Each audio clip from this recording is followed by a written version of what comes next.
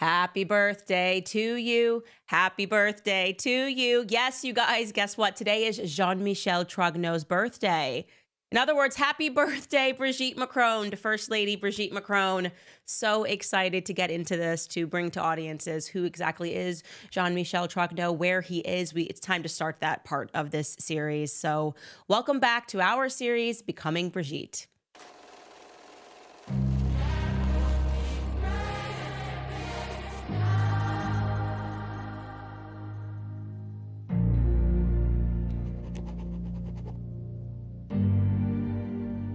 Okay, so some things to recap. I was so frustrated at the end of the last episode because so many of you had commented, Candace, it's time for you to create a family chart.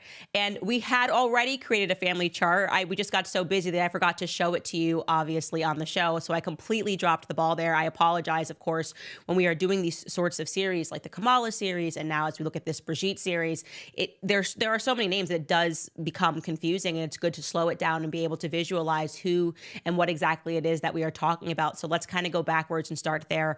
I am showing you guys now the Emmanuel Macron family chart. Okay, these are allegedly, I'm saying allegedly here because I have tons of questions as we get deeper into the story, but his parents, Jean-Michel Macron, then you have Françoise Nogue. Obviously, we spoke a lot last week, particularly about Germaine Nogue, who he refers to affectionately as Manette, right? She's the one that shared this love of pedophile-centric books with her grandson. She is, as we mentioned to you last week, the only family member that he includes in his childhood stories throughout his autobiography, which is entitled Revolution. So wanted to get over that, wanted to speak about revolution, understanding that that is actually the Macron chart. And then, of course, like I said, his mother, what we described on last week's episode, or a couple of days ago, the episode was that Dr. Frances Nogue, his mother, when she was first introduced to the world, she was introduced as a pediatrician who helped out in some capacity the Social Security office. And then we had this huge bombshell in the last episode where we learned, just kidding, by Social Security work, we forgot to include the fact that she helps transgendered and intersex people secure new identities. I mean, that was a major, major, major tidbit. I mean, it's explosive. And it's important for you to remember that as we go along, because that means that Macron's immediate family was involved in helping people, okay, who had gender issues to become someone else. In other words, they were facilitating the issuing of real government IDs, which allowed people to legally shed themselves of their former identities and their true biological sex. We have to wake up to the fact that that is the reality of the world that we live in today. So what is that? What are the implications of that? Let's just pause there. What are the implications of if I decide, okay, I'm Candace Owens, nope, I feel like actually I was born a man, and so I'm going to change my name. I'm going to change my name to Jean-Michel Trogneux, okay? And then someone comes out and they say, like, Candace Owens is this person. Can I then sue them for defamation for saying that I'm Candace Owens if I've legally changed my name to Jean-Michel Trogneux? That become the basis of a defamation suit if you are able to shed your identity? I want you to think about that as we keep going throughout this series. It's very important to remember this, that his mother was dealing with this capacity in the Social Security office. I should also add here that thereafter, shockingly, in a very rare interview his mother gave to a journalist named Gail Chakaloff. She was writing a biography about the Macron couple. The biography was entitled Just the Two of Us. And she spoke with his mother, and his mother said something very strange. She said, and I quote, and it's in this book, "For me, Brigitte is not a daughter-in-law." Excuse me? What does that mean? Brigitte is married to your son. She's been married to your son for a very long time. She fell in love with your son when your son was 14 years old. What do you mean to me she is not a daughter-in-law? What is the implication of that? What else could she be? What else could the First Lady be to you? So we'll just leave that there. Okay, now let's take a look at Brigitte Macron's family chart, okay? We've got some other important things to remember. So you have Brigitte, who allegedly was married for 32 years to this guy, Andre Louis Ozier. Okay. And they allegedly had 3 children: Lawrence Ozier, Sebastian Ozier, and Tifon Ozier. Now, it's important to remember, which we touched upon last episode, that the First Lady just routinely sort of gets things wrong in her interviews, right? Like, she gets the date wrong from when her sister, Mary Vaughn, died. She had got the date very wrong from when her alleged niece died. And we're starting to think of this as more of a strategy than anything else. Like, it's not just forgetting dates, it's because you're trying to confuse the public. And a big indication of that was Tifon, okay, her daughter, getting both the date and the manner of her father's burial wrong in Paris Match magazine, weekly magazine. How is that possible? Remember, we talked about this. We can bring up that chart again. Very weird mystery regarding this Andre Louis Ozier character. How weird it was, we cannot emphasize enough. We learn from his first cousin, okay? He had a first cousin named John Louis Ozier, and that's where it got really confusing for some people. There is a first cousin, and that first cousin then described that essentially he had sued the journalists for misidentifying him in the wedding photo. That first cousin then got upset because the Élysée Palace kind of played him into suing her for defamation, pretending they were going to join the suit. But then also Brigitte Macron refused to simply say, bring that picture back up, yeah, that's me. That's me in the wedding photo. She refused to do this and just kind of backed out. And so he wasn't happy with this. The Oziers, he was not happy. He felt used by the Élysée Palace. He opened up to a journalist and tells us some really strange things about his cousin's burial, about his cousin's funeral, about his cousin's cremation. Mainly, the strangest thing being that the Élysée Palace was involved, okay? They wanted to see to it that this funeral was executed like a thief in the night. They did not want the public to learn about this.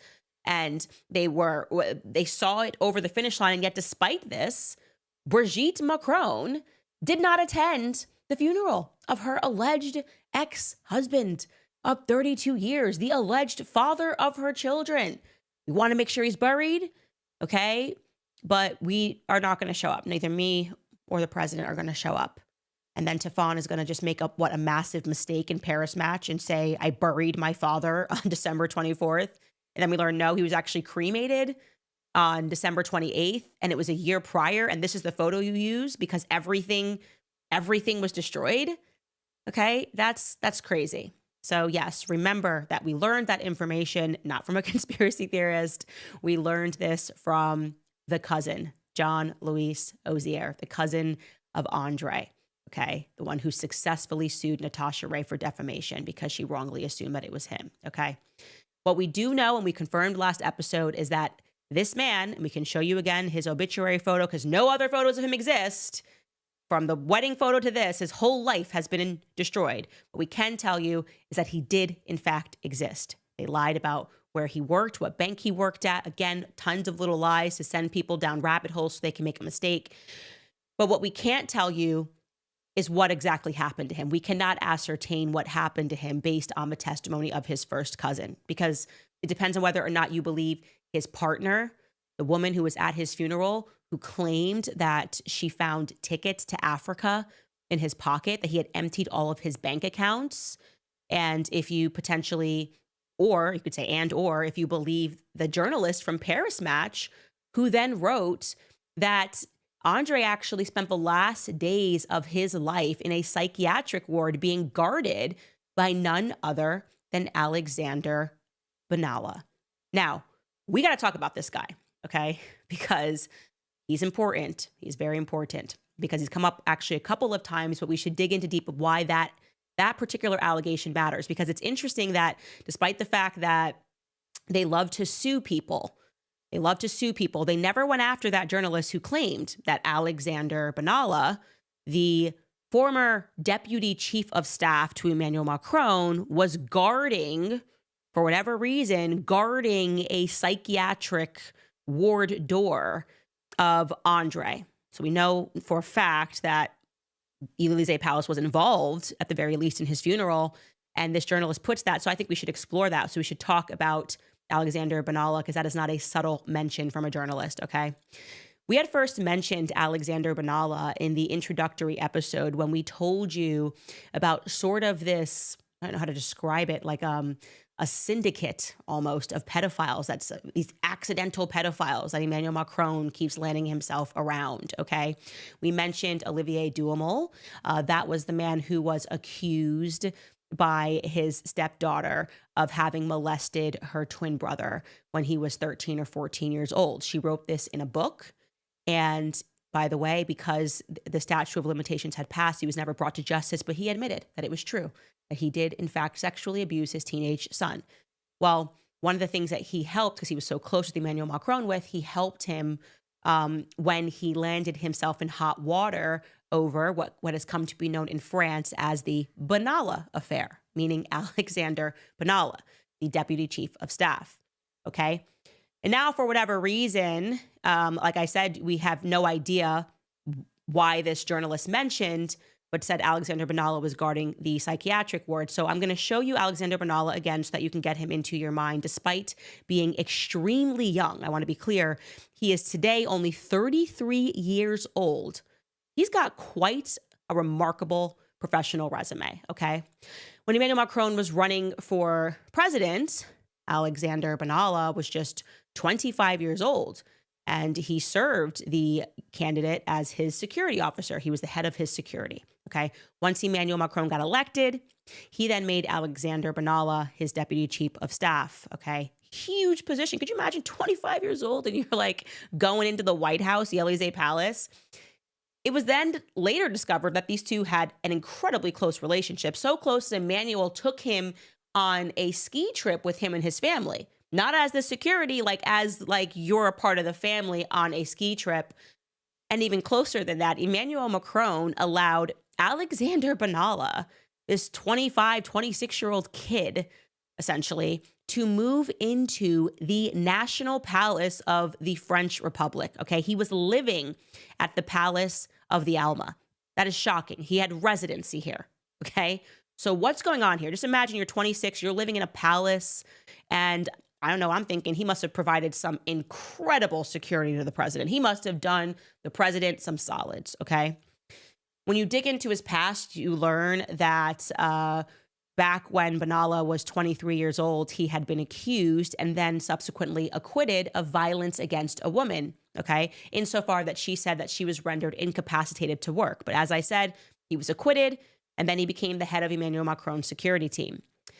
Then, when Emmanuel Macron was president, a massive scandal broke, which came to be known, obviously, as the Benalla affair in 2018, when his deputy chief of staff was actually caught on camera, dressed as a police officer, beating protesters in the street of Paris. I'm not kidding, okay? Le Monde, I told you that's like the French New York Times, broke the story.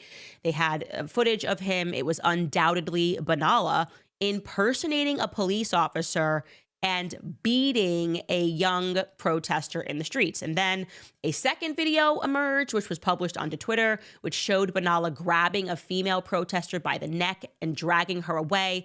Actually, I'm going to ask my producer, Skylar, were we able to pull that footage?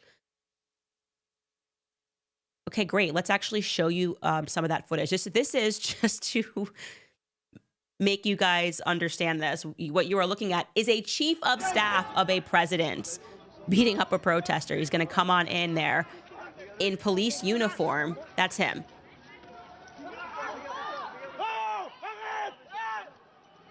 Look at this.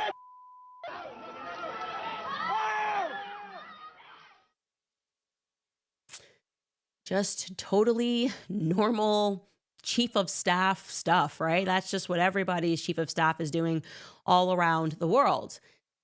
It would later be discovered that as people began investigating the story more and more, that 3 police officers provided him with more surveillance footage, Alexander Benalla. They were giving him surveillance footage that had not yet been made available to the public, essentially allowing for him to prepare his defense, which signals to us that, okay, they've got ties with the police officers. Clearly, otherwise, he wouldn't have been given the uniform to wear as he pretended to be a police officer that day. Now, President Macron, at the time of this attack, was in Australia. He seemed incredibly reluctant to let go of his deputy chief or to speak about the matter in any capacity publicly, essentially, which is why I guess he called up his Duhamel friend. What should I do? What do you mean, what should you do? Your chief of staff was just caught beating protesters in the street. Why aren't you just more shocked at that? What do you mean? What do you do? And it seems that Emmanuel Macron might have been so concerned about this that he tried to help Alexander out. Now, why am I making that assumption? Again, this is an assumption, not a fact. But what is a fact is that Alexander Benalla, when he was being interviewed about the scandal, none other than Mimi Marchand was in the room to assist him, speaking to the press. Mimi Marchand, yes, the Pope, the celebrity popess of the press, who could get anything in the press, anything taken out of the press, the woman that could get the press to cover up pedophilia charges for her friends. Okay. Eventually, as the scandal completely engulfed the Élysée Palace, they did in fact have to move to dismiss Benalla. On paper, at least. I want to be clear. On paper, he was released because then another scandal emerged. It would later be discovered that a few months later, they realized they did not actually remove his diplomatic passports. And despite being seemingly fired, several months later, he used those diplomatic passports to travel to meet with African leaders, including the president of Chad, a guy named Idris Deby. Now, for people that are watching this from Africa, you're looking at this guy going, didn't he die a few years later in kind of one of those stereotypical Western scenarios where suddenly a group of rebels rises up? Give me like a Muammar Gaddafi type situation and the rebels are just so unhappy and they kill the president. Yeah, that's what happened to that guy in Chad. Yeah. So, but I'm sure it was totally organic and people were really unhappy in the streets and like the West had nothing to do with it. Nonetheless, Alexander Benalla was meeting with this guy on diplomatic passports after he had been fired. So it was a second part of the scandal.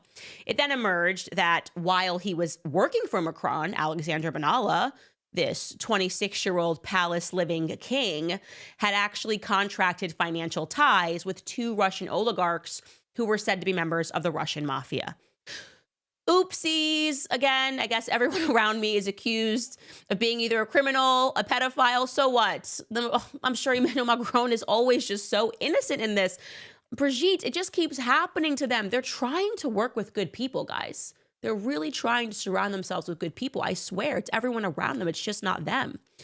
I think that we should actually take a look here at this extraordinary syndicate that is emerging around them, because we've covered a lot of these people. So Michelle Marchand, obviously the popess up there on the left, right of the French media. We know she's been involved in dirt. She's been kicked out, forgery, extortion, you name it. She's been accused of it. A woman that we understand had the capacity, the only person that people had to go through to get photos of the First Lady's pass. She owns Best Image, okay? And you're telling me this is the only person that can produce images from Brigitte Macron's past before she became a professor or a teacher? Seems a little suspect. Then below her, we have Bernard Arnault, richest man in the world because he controls LVMH. We mentioned his son-in-law, Xavier Niel, who was the in-between, the go-between between Mimi Marchand and the first couple. But I want you to also know that LVMH owns Paris Match. Okay, so that's where she's putting all of these doctored, airbrushed images, I would say airbrushed images of Brigitte so that everyone thinks she's like young and looking and irresistibly hot. She's working on that. Then we'll jump up to the right corner there. We mentioned Nicolas Ghesquière. This is the person that's dressing the First Lady, also under the LVMH empire, the one who is just putting transgendered people everywhere he can. Honestly, you should just Google Nicolas Ghesquière in your spare time, because we didn't even scratch the surface in terms of how dedicated he is to the trans cause and bringing all these trans models and putting them on the runway and trying to trans everything. But I'm sure Brigitte Macron is exactly who he says he is. And just, I don't know, just wants to dress Brigitte Macron for whatever reason. It is what it is. Then, of course, as we mentioned, Emmanuel Macron's mother, Francoise Nogue, who we know is concerning her work to trying to get individuals who suffer from identity issues new identities, and doing this, by the way, this is legal now. Okay. And then we have there on the bottom, who we just discussed, was Alexander Benalla. So just piece all that together. Okay. With forgery, extortion, and most importantly, with access to a woman who can facilitate the changing of identities, it is not enough for any person investigating this case to ask questions like, is this Brigitte Trogneux in the wedding photo? You will notice we didn't ask that question when my legal team got involved. We didn't say, is this Brigitte Trogneux in the wedding photo? We had to instead ask something more specific. Is this the current First Lady of France, Brigitte Macron, pictured here in this wedding photo? Okay. And that's when the couple gets real quiet. They don't want to answer those questions. Do you guys get what I'm getting at here? Okay. Because we can confirm that that is indeed a photo of a woman named Brigitte Trogneux in that wedding photo. Where that Brigitte is, we cannot confirm because the First Lady refuses to answer. She has a mother-in-law who helps transgendered people get new identities. So you have to essentially understand that you can just take somebody's name. You can become somebody else at a moment's notice. Now, legally, when you become transgendered, okay?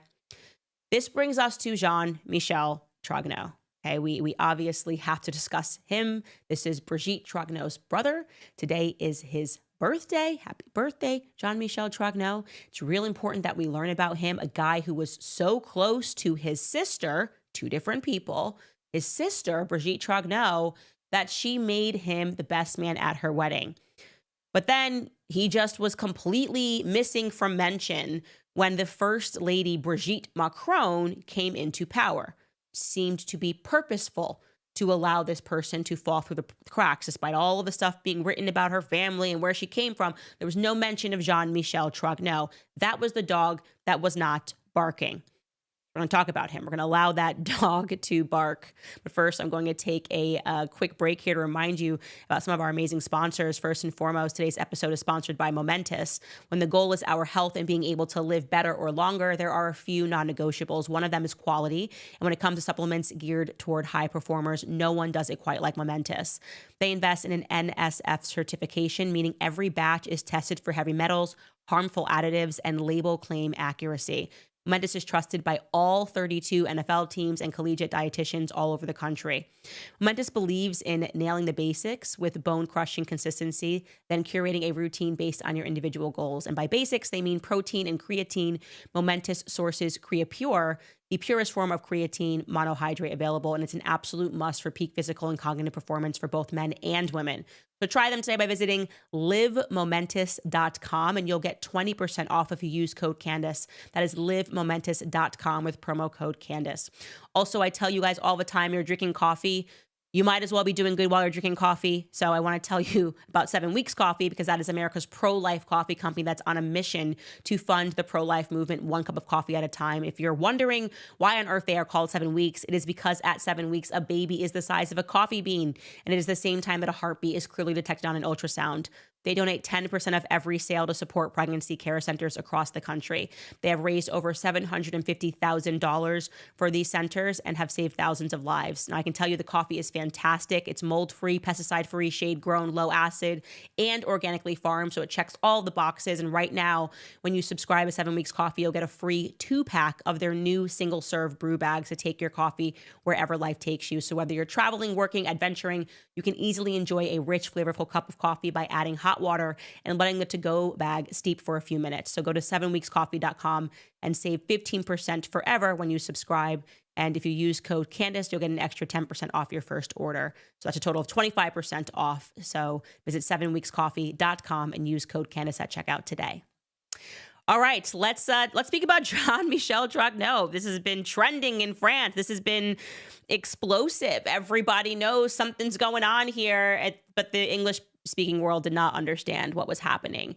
And there are a lot of questions even in the French-speaking world. They don't understand why it is that Xavier Poussard has not been sued for defamation, but Natasha Ray has. What is the difference? Xavier Poussard was always very clear with me that his major breakthrough came thanks to the work of Natasha Ray. She came to him and first said, like, this is Jean-Michel Trogneux. I've been working on this. So where did she fumble the ball and where did he not fumble the ball? And this is where it gets really interesting. And it was why it was so important for me to slow that down for you, that we are talking about two different individuals, Jean-Michel Trogneux and his sister Brigitte Trogneux. What you should know about Jean-Michel Trogneux was that he was born on February 11th, 1945. And regarding his existence, there can be no question.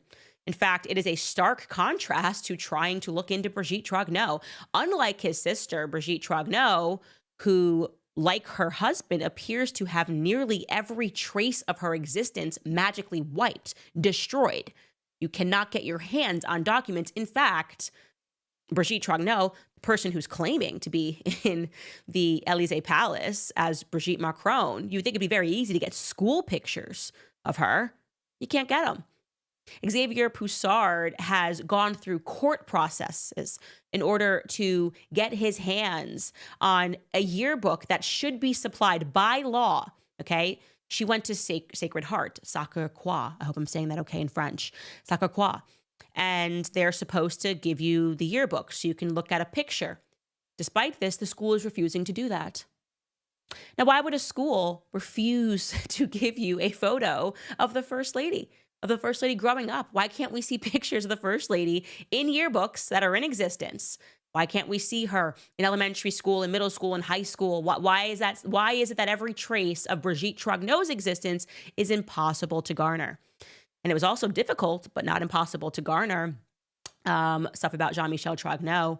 And we were able to piece together a very clear timeline of his existence until he kind of magically falls off of a cliff. So we will walk you through this timeline, okay?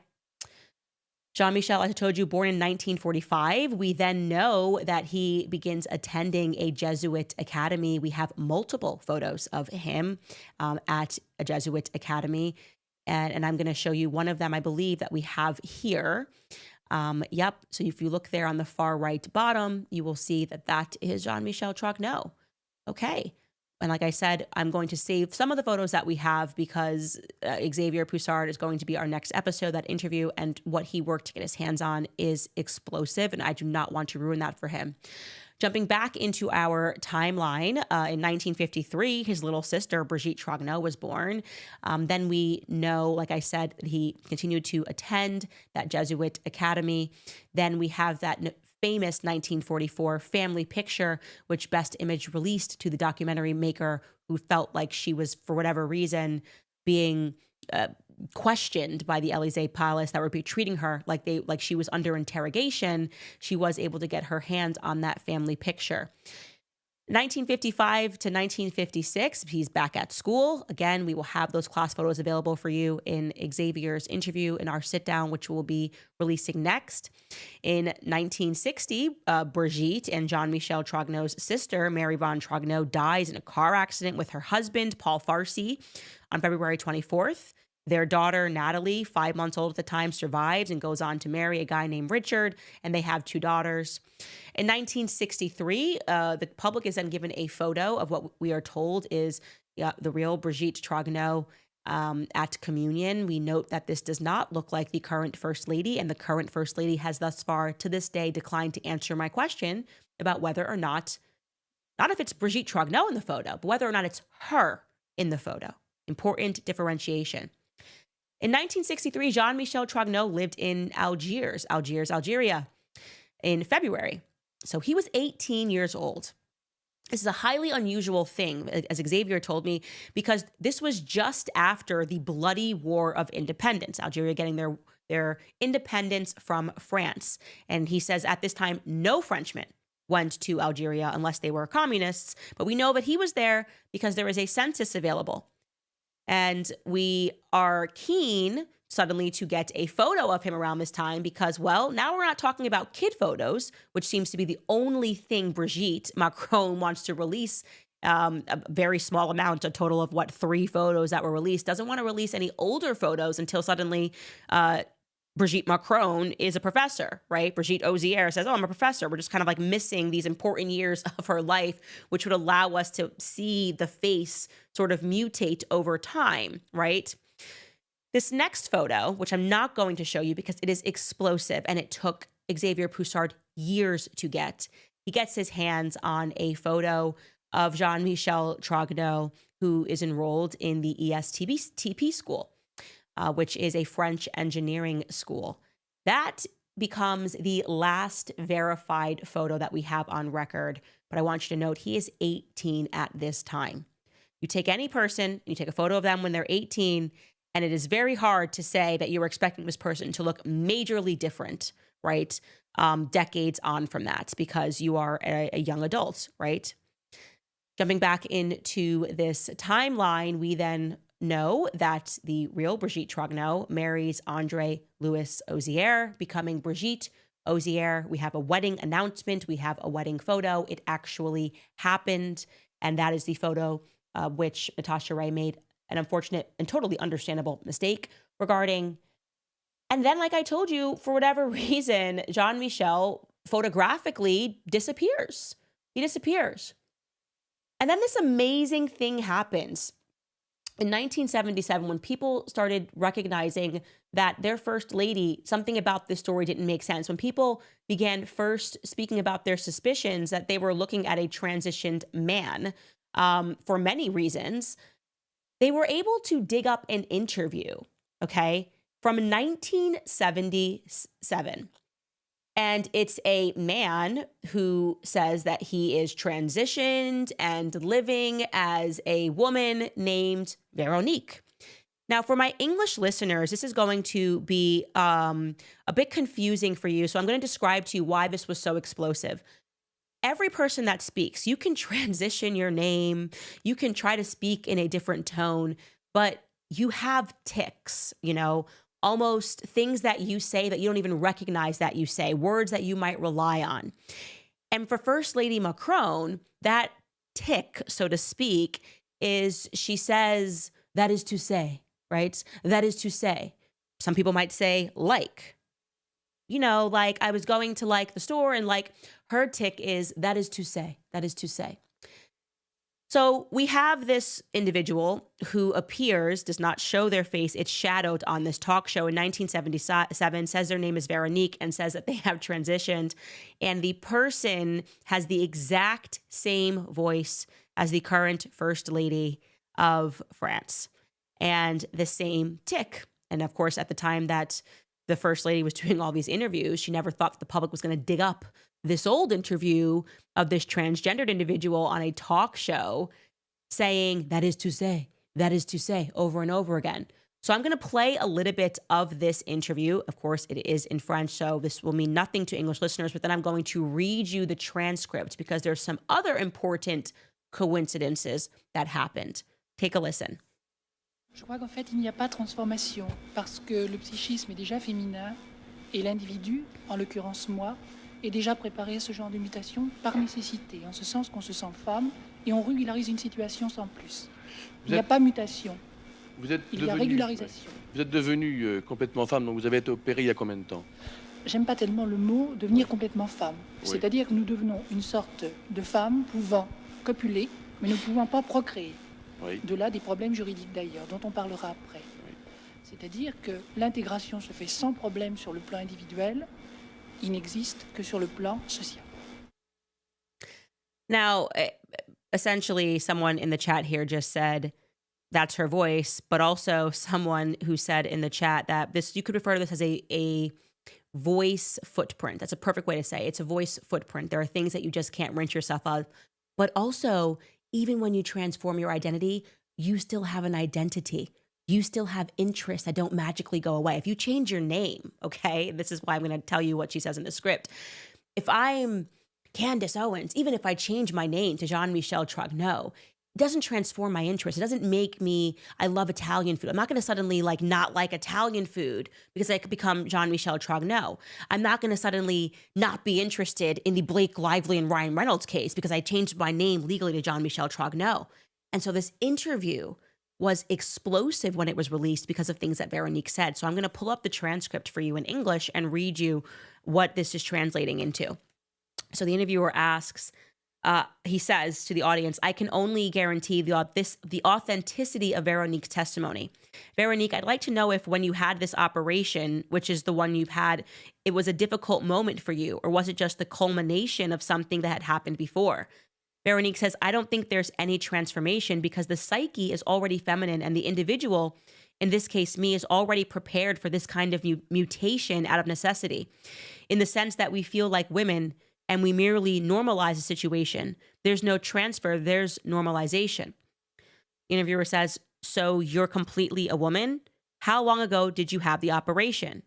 Interestingly enough, she doesn't answer that part of the question of when she had an operation, but she goes on and she answers, I don't really like the words completely a woman. In other words, we become a kind of woman who can copulate but cannot procreate. Hence the legal problems we'll be talking about later. In other words, integration goes smoothly on an individual level. They only exist on a social level.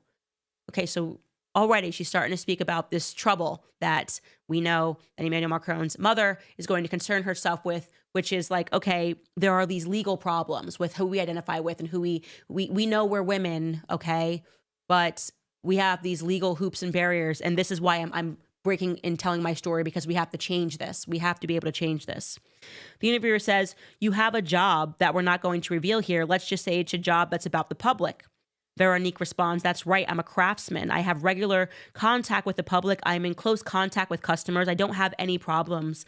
I used to because I had a phenotypic gender, meaning an ambiguous appearance. They took me for what I wasn't, a homosexual, which wasn't the case, either in my behavior or in my way of thinking. But unfortunately, this image resulted in non-integration. This is partially cut off here for me, but it says non-integration.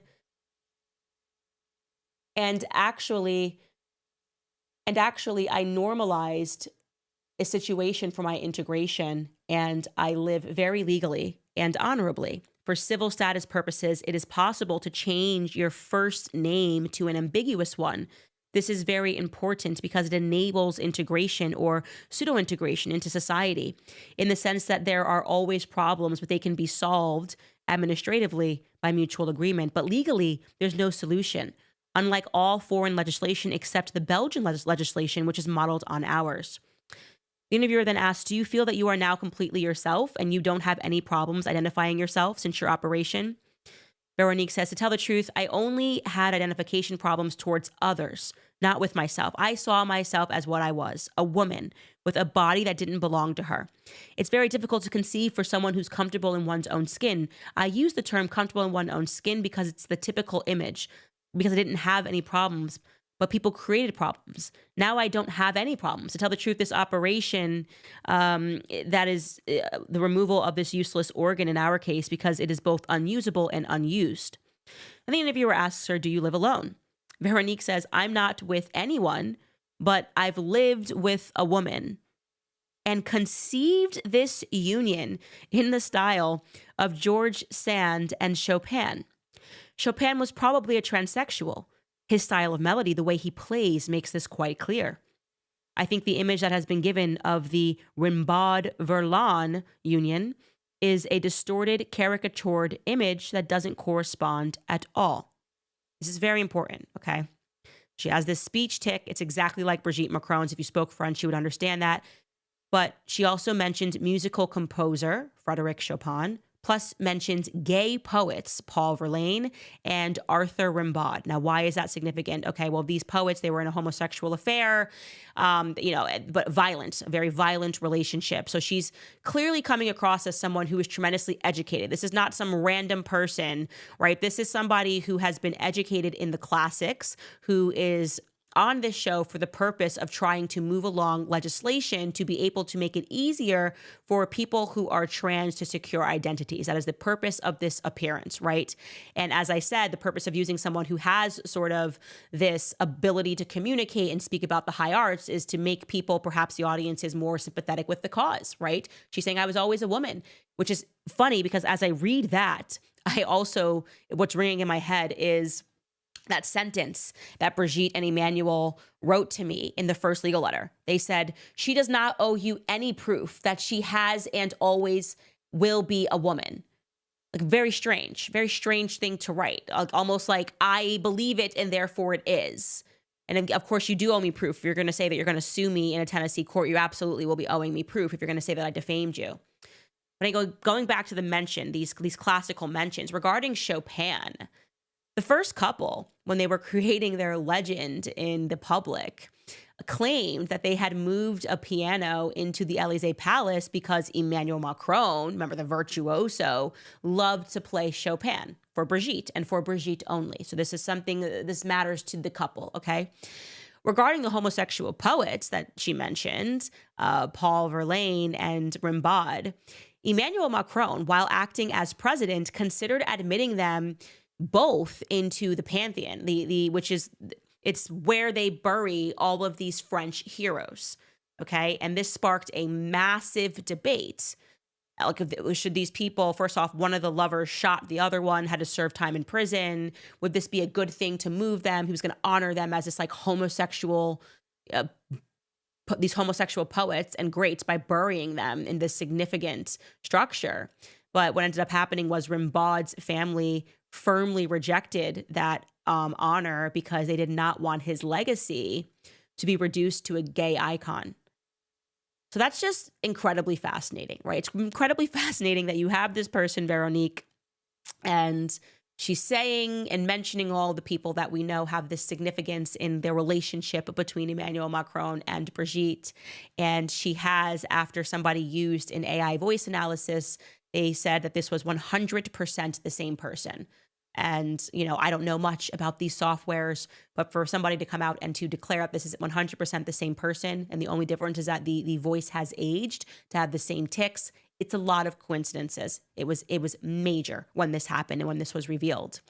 And then there are some more interesting things to remember here, okay?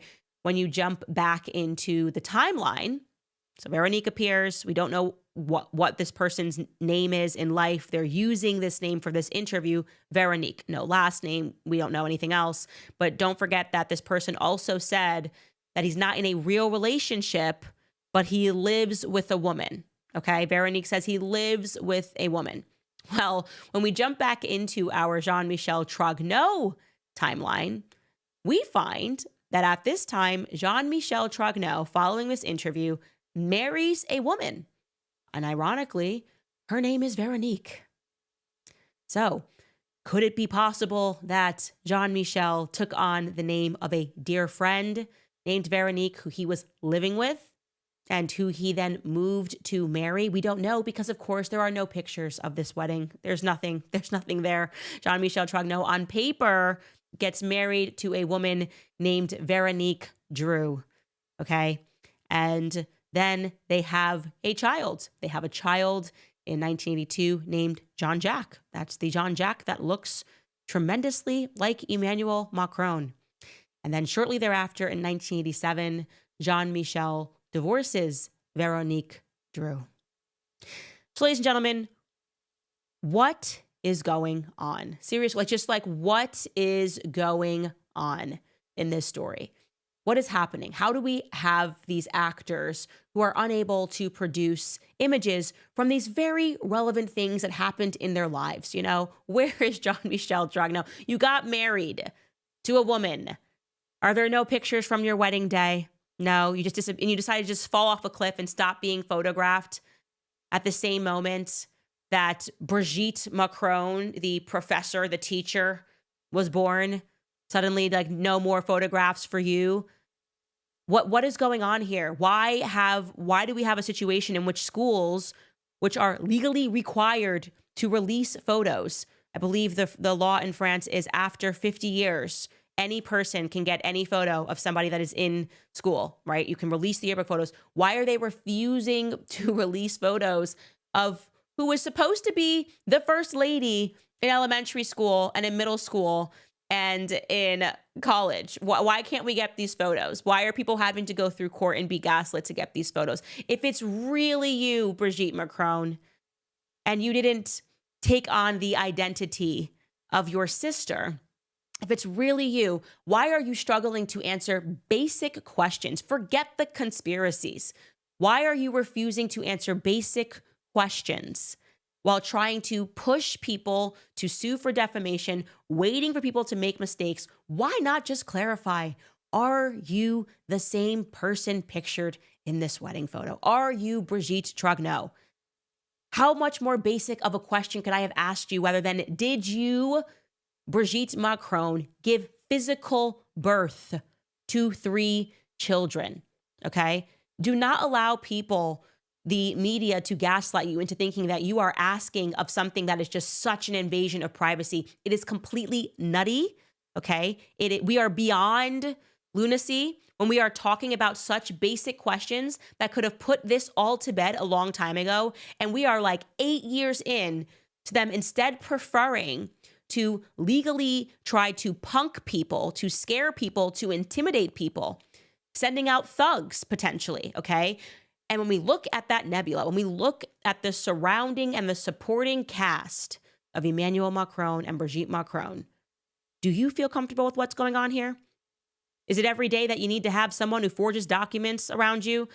Allegedly, Mimi Marchand, she's still facing trial right now. Someone who's been involved extensively in extortion, who's facing trial right now for extortion. Is it normal to just keep having these sort of gang type members around you, people that can control images, that can edit images and put it in the press? Like, are we going to accept as the public that this is completely normal, that they just keep landing into these pedophile scandals? Or are we going to recognize that something very sinister is going on, that Emmanuel Macron and Brigitte Macron are not presenting themselves as who they say they are, as what they say they are? I believe they were groomed for this position. I believe especially Emmanuel Macron, without question, was groomed by Brigitte. There's no question about that. The only question that remains is who the hell is Brigitte Macron? And the obvious answer to me, and after you see these photos that you are going to see, one in particular, from when Jean-Michel Trogneux was 18, you're going to fall down like I did when I saw it. It's completely crazy. It's completely crazy.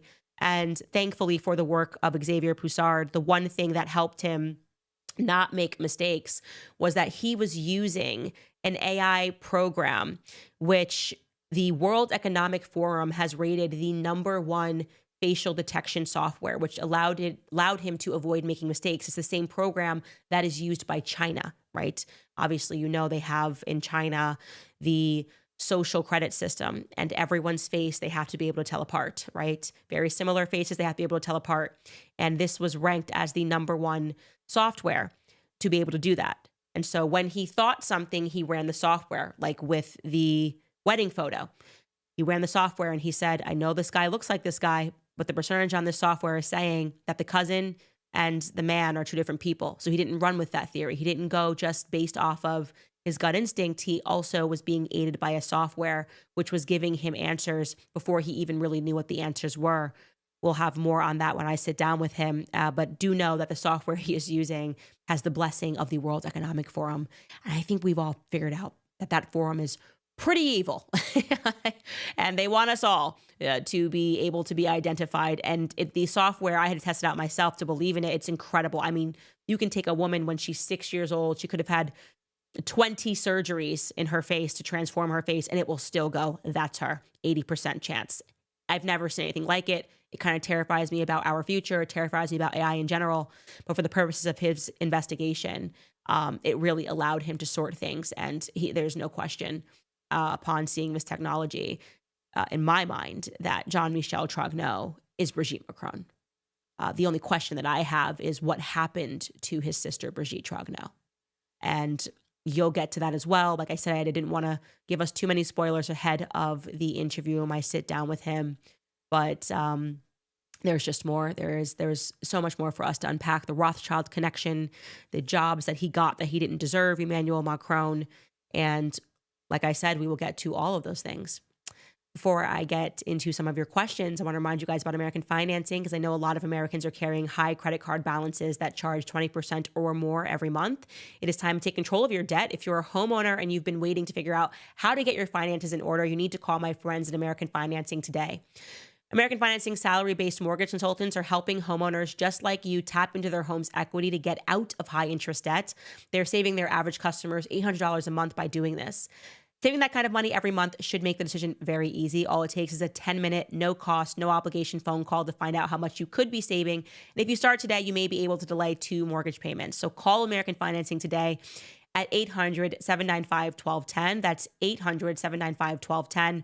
or you can visit americanfinancing.net/Owens. That's americanfinancing.net/Owens. All right, you guys, by the way, I'm going to try to find a place to put up all of those charts. I mean, you can obviously screenshot it. We're all like internet savvy.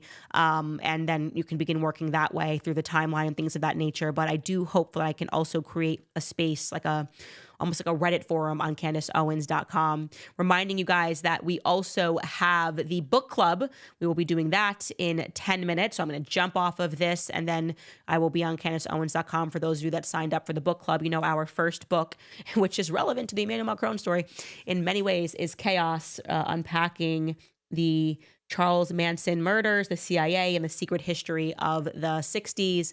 Very relevant to understand a lot of these programs, which we spoke about, sort of these covert operations that were going on behind the scenes. So I'm going to just do 5 minutes here of questions before we have to jump off here.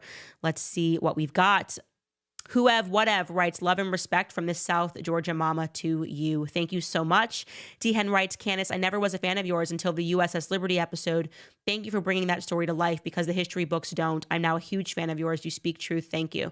Thank you so much. I appreciate that. And yeah, it's been a journey, but we just have to unpack this evil. And we have to also just have the courage ourselves to recognize that this kind of evil exists. Like we got to kind of pop the bubble, you know, step out of the fairy tale and realize that there are some makers of the world without question. And we need to definitively be able to look at someone like Emmanuel Macron and demand answers because he, in my view, is just, he's not in control. You know, he's never been in control of his entire life. He's a weak, spineless little coward. Mickey writes, may God protect and bless you. Thank you for sharing your faith in Jesus Christ, our Lord and Savior, and the truth of the wicked ways of the abuse to children. Without question, that is kind of the scariest part of this story is so many powerful people involved in so many of these scandals. Lastly, Alaska Dog writes, Jean-Michel shares a birthday with Alex Jones, also today, whom I'm guessing is enjoying your coverage on the Macrons. Without a doubt, he is. All right, guys, we have got to jump off, as I said, because we have the book club. If you have not signed up for the book club, you absolutely should. Head to CandaceOwens.com. And while you're there, why don't you pick up my new book, Make Him a Sandwich? We will see you guys picking up the Brigitte Macron series with the explosive interview with Xavier Poussard. All right, guys, we'll see you then.